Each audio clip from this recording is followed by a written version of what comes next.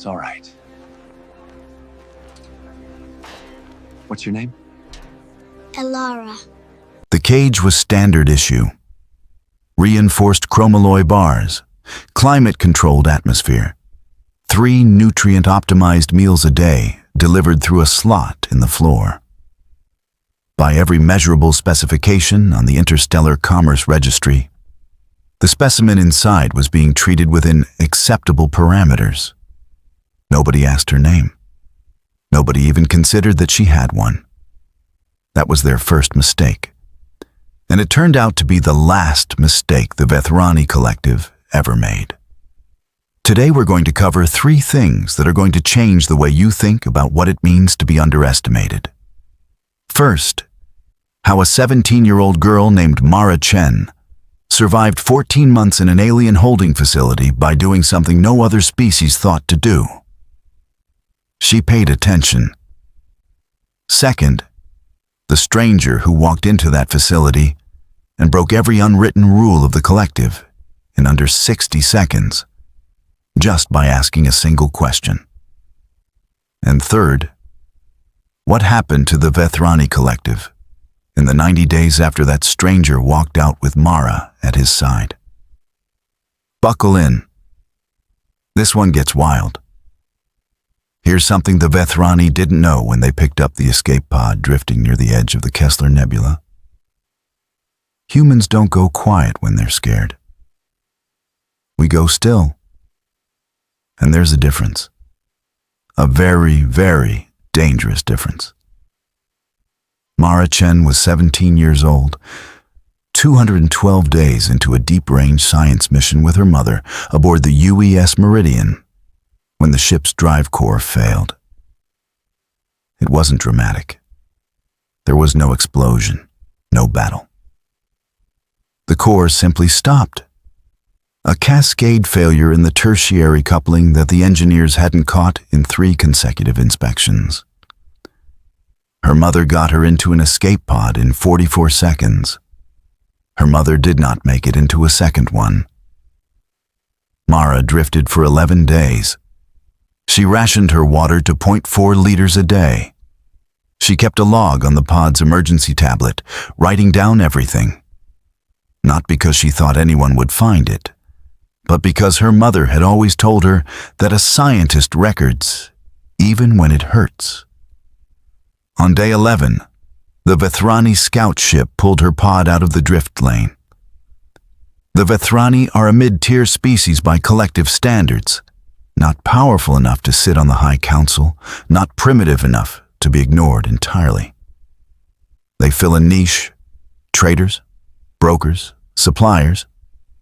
Their economy runs on the movement of goods across 17 star systems, and they have an extremely flexible definition of what counts as a good. When they cracked open that escape pod, they saw a small bipedal creature with no visible defensive features.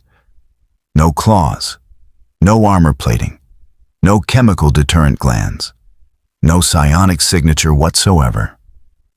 It weighed approximately 51 kilograms and was currently sitting cross-legged on the pod floor, writing in a log file. The lead scout, a Vethrani male named Dosk Ron, filed a report that called Mara a juvenile specimen of the recently cataloged Terran species. He noted she appeared non-hostile and could likely be sold to a collector or research institution for modest profit. He did not ask her name. He did not ask if she was okay. He did, however, note that she had made direct eye contact with every single crew member when they entered the pod, holding it for exactly 3 seconds each, and that he found this mildly unsettling for unknown reasons. That note almost got flagged out of the report as subjective. His supervisor nearly deleted it. She didn't. That choice mattered later. So here's the thing about how Mara ended up in that cage. It wasn't cruelty exactly. The Vethrani weren't sadists. They weren't even particularly callous by interstellar standards. They were doing exactly what their civilization had done for 400 years, sorting the universe into categories. Useful, not useful, valuable, not valuable, sentient, not sentient, and humans, as of that moment, hadn't proved themselves in any of the categories that mattered to the Vethrani. No interstellar drives, no council representation, no unified diplomatic body, one inhabited planet. A civilization that had, from the outside, all the appearance of a species that was maybe 200 years away from being interesting. So they put her in a cage. A comfortable cage, a clean cage, a cage with a bed and a sanitation unit and 3 meals a day. But a cage. And Mara Chen, who had kept a log for 11 days while drifting alone in space after watching her mother not make it to a second escape pod. Mara looked around that cage, took out the emergency tablet they hadn't bothered to confiscate because they didn't know what it was, and started writing. Here's what nobody in that facility expected. For 14 months, the human girl in Cage 7 Alpha was the most productive intelligence-gathering operation in human history. She just didn't know it yet. The Vethrani Collective's processing facility on Tessex Station held 43 species at any given time. Most were in transit, picked up, cataloged, assessed, and moved on within a few weeks. A few stayed longer when buyers couldn't be found or legal status was contested. Mara stayed because no one came for her. Earth didn't have faster-than-light communication arrays yet. Earth didn't even know she was missing, not in any meaningful way. The UES Meridian's emergency beacon had fired when the core failed, but the signal would take years to reach a relay that anyone was monitoring. So she waited. And while she waited, she did what her mother had taught her to do. She observed. The Vethrani spoke a language called Veth-Karik, and they did not bother to speak quietly around Mara because they did not believe she was capable of learning it. This was an error. Humans have, over hundreds of thousands of years, developed a neurological architecture that is almost absurdly good at pattern recognition in spoken language. It's a survival trait. You learn the sounds that matter, predator calls, water running, the specific intonation that means danger is close. Or you don't survive. Mara was conversationally functional in Veth-Karik by month 3. She never let them know. She kept her face still and her eyes tracking the walls when guards talked near her cell. But she was logging everything. Every shipment manifest she overheard. Every personnel dispute. Every schedule change. Every time a guard mentioned a route or a docking code. By month 7, she had a working map of the station's internal layout drawn in a notation system she'd invented herself. Precise enough that she could identify which corridor segments were covered by which guard rotations. By month 11, she'd identified 3 separate facility employees who were skimming from their employer, a crime she knew, from overheard conversations, was punishable under collective law by asset seizure and mandatory labor indenture. She didn't do anything with this information. She was waiting. But she filed it, organized it, cross-referenced it. In month 12, a new specimen was placed in the cell adjacent to hers, a Dreth sun, a species that communicated through a combination of low-frequency vibration and color modulation in their dorsal membranes. Mara had observed 2 other Dreth sun earlier in her stay, and she'd been trying to parse their communication system. Within 3 weeks, she and her Dreth sun neighbor, whose name translated roughly as the one who remembers rain, had developed a pigeon communication system using tapped rhythms on the shared wall. The one who remembers rain told her that the facility was planning to move a significant portion of its inventory, including the long-term occupants, to a remote auction site in 6 weeks. Mara thanked her in tapped rhythms, and wrote everything down. She was now at month 13, and she still had no plan. What she had was information.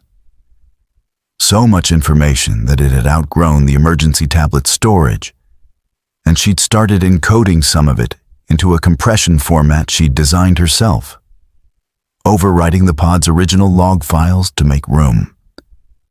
She'd also, somewhere around month 9, started doing something that the facility's biological monitoring systems flagged, but that no one investigated. Her resting heart rate had dropped by 14 beats per minute. Her cortisol levels had normalized to a baseline that the system's algorithm classified as specimen in low-stress state. She was not in a low-stress state. She was in a state of absolute focused discipline that most trained military intelligence operatives would have been unable to maintain for 14 days, let alone 14 months. Nobody came to check why the human stress indicators were anomalously low. The monitoring system just filed the data point, and nobody asked the follow-up question. That was their second mistake. So let's step back for a second and actually absorb what we're looking at here. A 17-year-old girl, alone, grieving, in a cage on an alien space station, had over the course of 14 months learned an alien language to conversational fluency without any resources or instruction, purely through observation. She'd independently developed a second communication system to interact with an adjacent prisoner of a completely different species. She'd compiled a working intelligence dossier on facility operations, including personnel, schedules, shipment logistics, and internal corruption. She'd invented a custom data compression format to manage storage limits on consumer-grade emergency hardware. And she'd done all of this while deliberately presenting a behavioral profile designed to avoid scrutiny. The Vethrani looked at her every day. They fed her. They monitored her biosigns. They walked past her cell and occasionally paused to make notes. Not one of them asked her name. Not one of them spoke to her. Not one of them looked at what was happening behind her eyes. They were waiting for her to do something impressive enough to matter. They had no idea she was already 10 moves ahead. On day 437, a man walked into Tessac Station's holding facility and did something so simple that it stopped Mara mid-breath. He looked directly at her, paused, and said, in unaccented standard galactic, "What's your name?" His name was Ambassador Tuiros Vale, and calling him a stranger was technically accurate. But it was the kind of accuracy that misses the point entirely. Tuiros Vale was a sanctioned mediator for the Interstellar Compact, one of roughly 40 individuals in the known galaxy with the legal authority to intervene in commerce disputes involving potentially sapient species. He was also, by most accounts, the most irritating person in any room he walked into. Not because he was unpleasant, because he was right. And he had the documentation to prove it. And he always arrived at exactly the moment when being right was most inconvenient.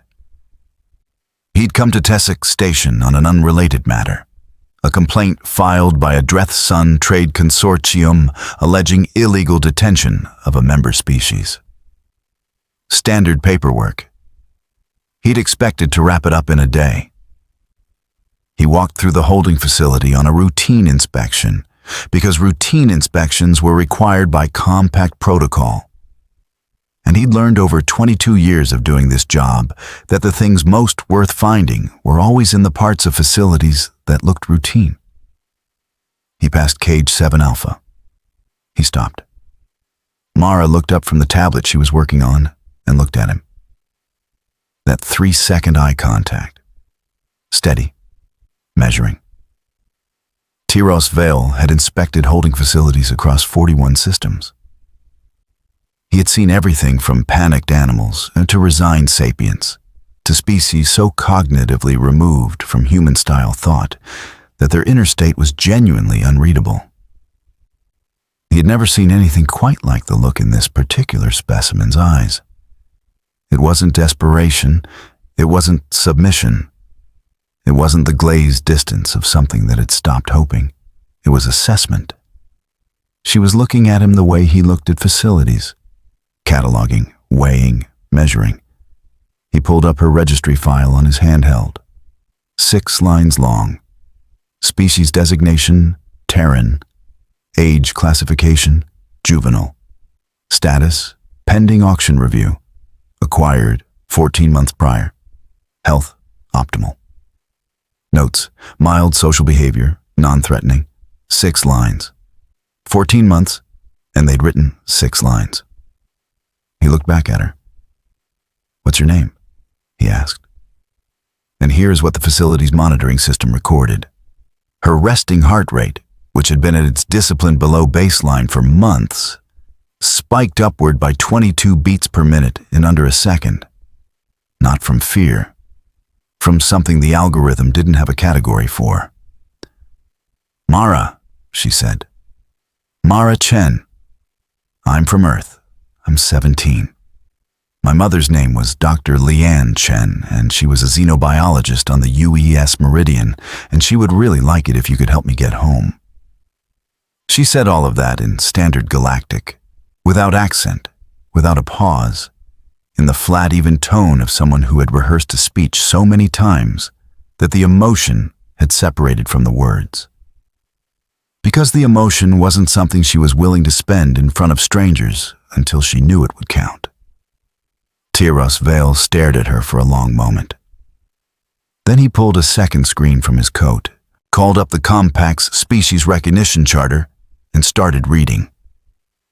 The facility supervisor, Hess Dock, arrived at his elbow approximately 90 seconds later and asked if there was a problem.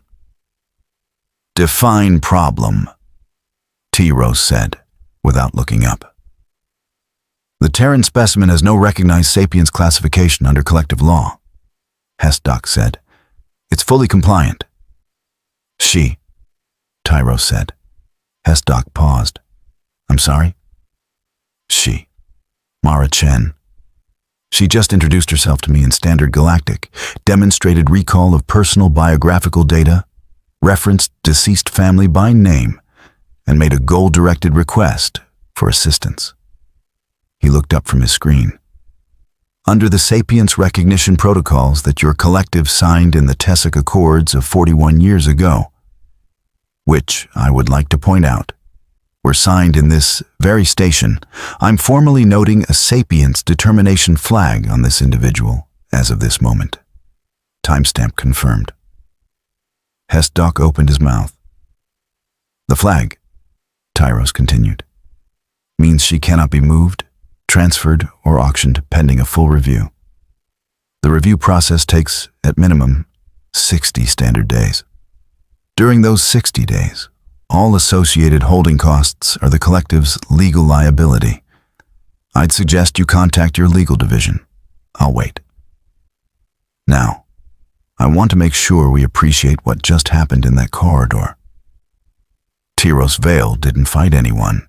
He didn't break anyone out. He didn't smuggle Mara out under a coat or through a ventilation shaft. He asked her name. And in asking her name, he created the legal mechanism to do everything else. Because once Mara Chen had a name in the official record, once she existed as a person and not a specimen, the entire architecture of collective law, the same law that had caged her, became the instrument of her protection. This is something humans understand, and a lot of more advanced civilizations apparently don't. The first step to being free isn't a prison break. It's recognition. It's being seen. Mara had been waiting for someone to look, really look, for 14 months. And when one person finally did, she was completely ready. Every word of that introduction had been prepared. The biographical data, her mother's name, the ship designation, all of it was filed and ready. Because she had known that when the moment came, she would have maybe 30 seconds to make a case. She made it in 12. The Compact's sapience review process required that the subject demonstrate certain cognitive benchmarks: complex language acquisition, abstract reasoning, social modeling, long-term planning under adversity. These were the standards developed over 2 centuries of interspecies contact, and they were designed to be rigorous enough that no one could falsely claim a non-sapient species as sentient to avoid commerce regulations. Mara passed every benchmark in the first 4 days. On day 5, she submitted a supplementary document.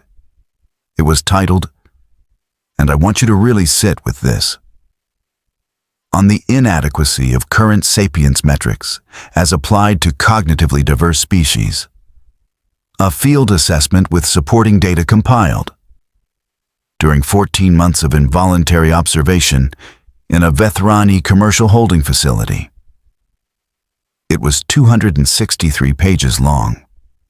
The review committee, initially composed of 3 mid-ranking Compact analysts, escalated to full committee status, 9 members, after page 40. What Mara had written was not, on its surface, an argument for her own release. It was a methodological critique of the existing sapience testing framework, cross-referenced with behavioral data she'd collected on 41 different species she'd observed during her time on Tessex Station, using non-invasive observational methods she'd documented step by step. She argued, with data, that the current framework was biased towards species with visible, loud, physically demonstrable intelligence markers, and systematically undervalued species whose cognitive sophistication expressed itself through patience, adaptation, and information accumulation rather than immediate display. She noted specifically the case of the Dreth Sun, whose complex vibrational communication system had been classified as simple stimulus-response behavior in the collective's registry, despite being, as her data showed, a fully compositional language with a recursive grammar structure capable of expressing hypotheticals, past events, and abstract concepts. She included a 30-page appendix on the Dreth Sun language specifically, with a comparative analysis and a working translation guide for the Pigeon system she and the one who remembers rain had developed together. On day 30, the Compact Committee formally reclassified the Dreth Sun as a sapient species under full charter protection. On day 31, the Vethrani Collective's legal division had what sources described as a significant internal event involving 14 months of illegal detention of a now formally recognized sapient species across multiple facilities, affecting, when they counted up, 207 individual Dreth Sun. And simultaneously, because Mara had included it as a footnote, with timestamps, witness accounts, and financial records she'd reconstructed from overheard conversations. The collective's Internal Revenue Compliance Division began investigating 3 Tessex Station employees for systematic embezzlement of facility operating funds. Hess Dock, specifically, had been skimming for 9 years. The facility supervisor, who had told Tyros Vale that Mara was fully compliant with collective law, was now facing charges under that same collective law. On day 45, the Compact Committee's lead analyst, a Soriel named Vendrath, who had spent 30 years doing species assessment work, submitted a personal addendum to the record. It read in full, "I have reviewed 4,612 sapience assessments in my career. I have never before received a submission that simultaneously resolved my case, 2 adjacent cases, a systemic methodological flaw in our own process, and a 9-year financial crime. I want to note, for the record, that the subject was 17 years old and had been in a cage. I want us to all sit with that. The review concluded on day 61. The remaining 30 days happened because Mara also submitted, as a separate document, a formal complaint regarding the adequacy of emergency beacon monitoring coverage near the Kessler Nebula, with supporting analysis of signal propagation delay, existing relay infrastructure, and a proposed supplementary relay placement plan. The compact requested that she attend a formal advisory session to discuss it. She asked if they could wait until she'd had a shower and some food she recognized. They said yes. Here's what I want you to take from those 61 days. Mara Chen did not wait to be free before she started working. She worked inside the cage. She worked with the time and the resources she actually had, not the ones she wished she had. She built something from nothing, from boredom and grief and a consumer-grade tablet and the simple refusal to stop paying attention. And when the door finally opened, when someone finally asked her name, she didn't just walk out. She walked out with 400 pages. The cage had given her time she could have spent in despair, and no one would have blamed her. Instead, she spent it building a body of work that simultaneously freed herself, freed 207 others, reformed Interstellar's sapience law, exposed a decade of fraud, and improved interstellar navigation infrastructure near the Kessler Nebula. All because she kept writing, even when it hurt. Her mother had told her that. Record, even when it hurts. So she did. 90 days after Tyros Vale asked Mara Chen her name, the Vethrani Collective formally petitioned Earth for diplomatic relations. Earth, for its part, had no idea any of this had happened. Ambassador Tyros Vale had, in the weeks following the review, filed a complete report with the Compact's documentation office, standard procedure. He'd also done something non-standard. He forwarded a summary to every contact he had in the diplomatic correspondence network, with a subject line that read, "You should know about this." Within 40 days, Mara Chen was the most discussed subject in diplomatic circles across 6 star systems. Not as a curiosity, not as a mascot, as a precedent. Because what her case represented was not a heartwarming story about a lost girl who got found. What it represented was a systematic failure of every assumption the collective, and by extension, a significant portion of the interstellar community, had been making about uncontacted species. Specifically, the assumption that a species that hasn't demonstrated interstellar travel yet probably isn't doing anything that interesting on the inside. The Dreth San reclassification alone triggered a review cascade. 14 other species with low complexity behavioral classifications were flagged for reassessment. 3 of them were reclassified as sapient within 8 months. The Vethrani Collective faced sanctions and a reparations process that their legal division had described in internal documents that subsequently leaked as catastrophic. The Sapience review metrics were formally revised. Mara's paper was published by the Compact's official research division as a foundational document in the revised framework. She was 17 years old. She had not graduated high school. She had been in a cage on an alien space station for more than a year.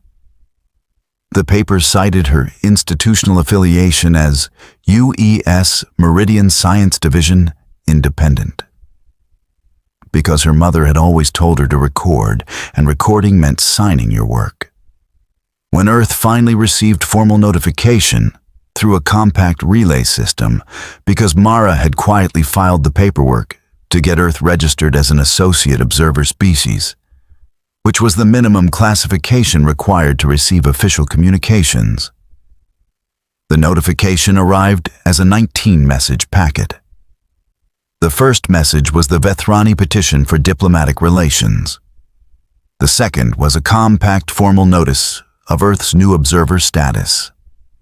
The 3rd through 17th were replies from various councils, consortiums, research institutions, and independent diplomatic entities who had read Mara's paper and wanted to discuss it. The 18th was a personal message from Tyros Vale, addressed to the United Earth Government, that read, "You're going to want to talk to Mara Chen. She's been talking to us for a while. You should catch up." The 19th was from Mara herself. It was addressed to the UEG Director of Xenoscience. It contained her complete field notes from 14 months on Tessac Station, organized by subject and cross-referenced for easy retrieval. It contained the full data set underlying her Sapience Framework paper. It contained her notes on the Dreth San language. And at the end, in a section simply labeled Personal, it contained one paragraph that read, "My mother was Dr. Lian Chen of the UES Meridian. She didn't make it to a second escape pod. She told me to record, even when it hurts. I did. I thought you should know that she was right." The Vethrani looked at a girl in a cage and saw something small and non-threatening and not worth the effort of a conversation. They measured her physical features and found no claws, no armor, no weapons. They measured her biosigns and found optimal. They gave her clean air and 3 meals a day and called it adequate. They forgot to measure what was happening in her head. That's the thing about humans that keeps catching everyone off guard. We've spent 200,000 years getting good at surviving situations we weren't supposed to survive. We didn't do it with armor. We didn't do it with venom. We did it by paying attention when everything in us wanted to fall apart. By recording when it hurt. By waiting and watching and building something out of nothing until the moment came. And when the moment came, Mara Chen was ready. Because one person stopped and looked, really looked, and asked the simplest question in any language in the universe. "What's your name?" If you got to the end of this one, I appreciate you. I genuinely do. Stories like Mara's, even fictional ones, matter because they remind us of something we already know but sometimes forget. Being underestimated is not the same as being powerless. The two things that can look exactly the same from the outside can feel very different from the inside of the cage. And the difference is whether you keep writing. If you want more stories like this, HFY Sci-Fi, the kind of human stubbornness that makes entire star systems rethink their assumptions, hit subscribe. We drop new stories every week. And if you want to keep watching right now, the video I'd point you to next is the one about the first human diplomatic envoy who accidentally became the most feared negotiator in the Compact's 400-year history. Completely by accident, and entirely because humans treat silence differently than every other species. That one's linked in the corner right now. I'll see you in the next one. Keep writing.